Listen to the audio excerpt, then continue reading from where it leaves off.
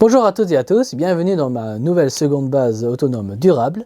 Pour celles et ceux qui sont nouveaux sur cette chaîne d'autonomie et de survie, je suis Stéphane Vivaliste et n'oubliez pas de vous abonner et de laisser un pouce bleu et d'avance, je vous en remercie. Et aujourd'hui nous allons parler de la Russie, des sanctions et on va voir les armes économiques de la Russie pour contrer les sanctions et peut-être même contre-attaquer pour que vous et moi ayons des conséquences graves.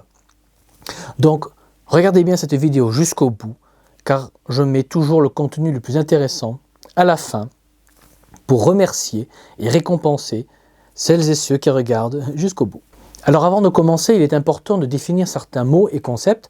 Alors dans le monde développé, il y a deux types de pays. Il y a les pays de services comme le Japon ou l'Allemagne par exemple, qui n'ont pas de ressources naturelles mais qui savent transformer les ressources des autres. Et vous avez les pays d'industrie comme la Russie ou la Chine qui ont les matières premières et qui savent les transformer. Alors la France est un peu à part car on est un pays de services mais on est avec l'Ukraine un grenier à blé. Donc sur le plan agricole on est aussi un peu un pays d'industrie. Et par industrie j'entends de travail manuel aussi. Car si on affine encore un peu les définitions, eh bien en général, dans les pays de services, eh bien, la masse est plutôt employée de bureau, donc pas manuel, alors que dans les pays d'industrie, c'est l'inverse, où le peuple est majoritairement manuel, eh bien le citoyen de base est en général bien plus débrouillard et bricoleur que le citoyen dans le pays de service, où la masse est plutôt employée de bureau. Donc dans ce contexte, il est facile d'observer qu'en Occident, on est riche, mais notre richesse vient de services et de ressources des autres qu'on transforme et qu'on revend avec une belle marge. Mais réduit le marché des services et coupe notre accès aux ressources des pays producteurs, et il nous reste quoi? Eh bien, il nous reste une masse à la ramasse, qui sait faire marcher TikTok, mais qui ne sait pas faire pousser un radis ou produire du carburant avec de l'huile de frites. Bref, un peuple complètement dépendant qui est dans une merde noire, pardonnez-moi l'expression, si on lui coupe évidemment l'accès aux ressources. Alors que dans un pays comme la Russie, qui a l'habitude des restrictions et sanctions, eh bien la masse a l'habitude des systèmes D. Et dans chaque famille, vous avez toujours un oncle ou une mamie qui non seulement sait s'occuper d'un potager familial, mais qui en temps réel a ce potager dont la famille profite. Et comme ils ont peu de choses, ils savent bricoler, ils savent réparer, ils savent se contenter de peu, alors que nous, non. Et il faut le dire et le réaliser. Donc nous qui fournissons des services, si on sanctionne la Russie, cela va se traduire par arrêter de leur fournir des services. Donc oui, les Russes n'auront plus accès à Netflix, au Disney ou Disney+, mais au fond, ils s'en fichent, car au final, leur pays produit tellement de nourriture que la Russie exporte de la nourriture. Donc les Russes savent qu'ils auront toujours à manger, et la Russie produit du pétrole. Donc ils savent que leurs tracteurs vont fonctionner et que leurs voitures pourront pouvoir continuer de rouler. Donc les Russes savent qu'ils auront toujours de la nourriture et de l'essence, ce qui au final est la base de notre vie. Et je dis ça car les Russes sont assurés d'avoir accès à des ressources, alors que nous, non en fait, quand on y réfléchit. Ensuite, les Russes ont en 2019 lancé un Internet russe.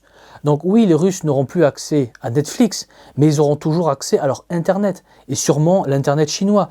Donc sur le plan informatique, les Russes sont résilients. Alors que nous, si Windows arrête de nous fournir des logiciels, et que la Chine arrête d'exporter des puces informatiques, là, on est à poil. Donc la question à se poser est à quel point l'arrêt des services va impacter la Russie. Alors on coupe le réseau international de paiement SWIFT. Pour les banques, eh bien, la Russie passe par l'équivalent chinois. De plus, la Russie n'a pas de dette, ou très peu, alors que nous, on a des tonnes de dettes, et qui s'aggravent de jour en jour.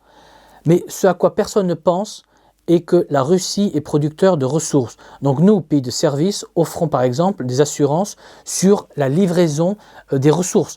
Mais si les acteurs économiques ne peuvent plus faire des virements vers la Russie et qu'on gèle les comptes des boîtes russes, vous comprenez bien que ces boîtes russes ne vont pas envoyer des ressources. Donc nos banques et assurances vont devoir payer des milliards et des milliards pour couvrir les assurances qu'on a vendues. Mais nos banques et assurances n'ont pas les moyens de couvrir ces risques, concrètement. Sans parler que si les acteurs économiques de l'Occident ne reçoivent pas les ressources de la Russie à transformer, eh bien, on ne produira rien. Donc les boîtes, faute de capacité de production, vont faire faillite, ou du moins le cours de la bourse va chuter, car les boîtes vont dégager beaucoup moins de profit. Donc si on résume, si on coupe nos services, la Russie est équipée contre cela. Sans parler que Poutine a assez de cash pour pouvoir vivre de manière 100% autonome pendant 2 ans. Donc même la Russie a, dans le pire des cas, 2 ans sans problème pour tourner correctement. Et en face, si la Russie coupe le gaz, eh bien l'Allemagne s'effondre en quelques jours. Et si la Russie coupe le pétrole, eh bien le prix de l'essence et du fioul triple facilement. On voit bien les hausses à la simple annonce d'un conflit, alors que la Russie continue d'exporter son pétrole au moment où je fais cette vidéo. Donc imaginez ce que sera le prix quand le robinet sera coupé. Donc bon, je crois que vous avez compris l'idée. Les Russes sont plutôt prêts pour ce qui est en train de leur tomber dessus. Par contre, nous ne sommes pas du tout prêts et on le voit bien. Surtout quand le ministre de l'économie avait déclaré qu'on allait faire effondrer l'économie russe.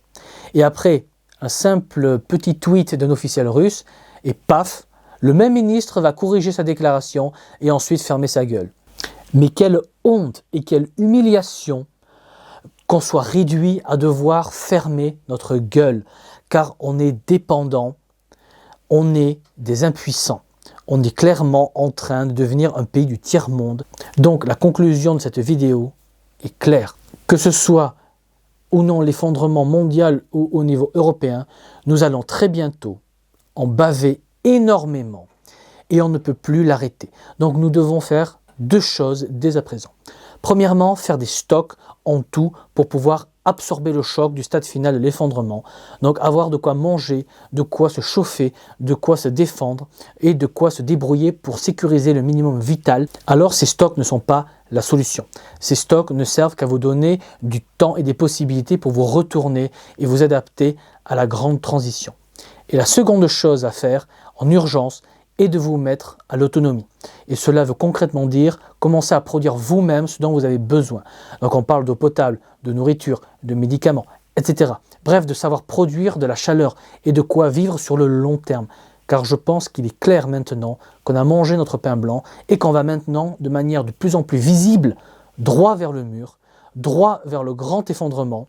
Et donc celles et ceux qui s'adaptent le mieux, qui suivent mes conseils en anticipant et organisant leur transition vers le monde post-collapse, eh bien, elles et eux s'en sortiront le mieux.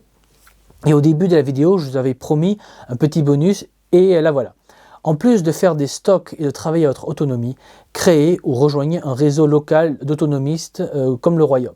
Bref, commencez sérieusement à organiser votre transition, car on l'observe tous, on va vers le mur et vers de grands changements. Donc nous devons anticiper et organiser, et s'organiser surtout, car si on ne le fait pas, on joue avec sa vie, et pire que tout, on joue avec la vie de ses enfants. Donc levez-vous, allez acheter ces paquets de pâtes et regardez toutes mes vidéos qui sont là pour vous aider gratuitement à vous préparer. Ensuite, si vous souhaitez du contenu exclusif, vous pouvez vous abonner à ma page Patreon Stephen Vivaliste, le lien est sous la vidéo. Et avec ce même lien, vous pouvez aussi réserver votre place au Royaume pour vous mettre à l'abri de l'effondrement. Et comme toujours, je ne peux que vous inviter à réfléchir et surtout à agir. Et il ne me reste plus qu'à vous dire comme toujours, préparez-vous, anticipez, et je vous dis à la prochaine fois. Allez, ciao!